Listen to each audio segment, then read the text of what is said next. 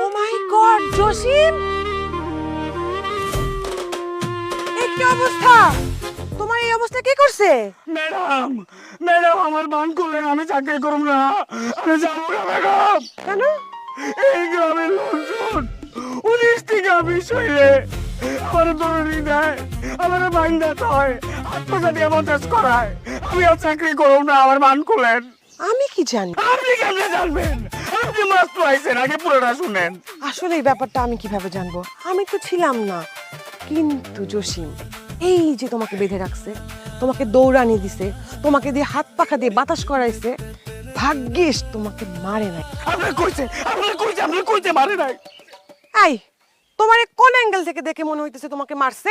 বাসায় এমন জায়গায় মারছে, কারো দেখাই তো পারতেছি না। আমি কি জানি? আপনি কেমনে জানবেন? আপনারা মারছে নাকি?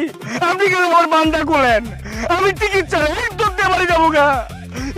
জসিম ভাইয়া, মাথা ঠান্ডা করো ভাইয়া। এখন আমাদের কি সময় চলতেছে বলো?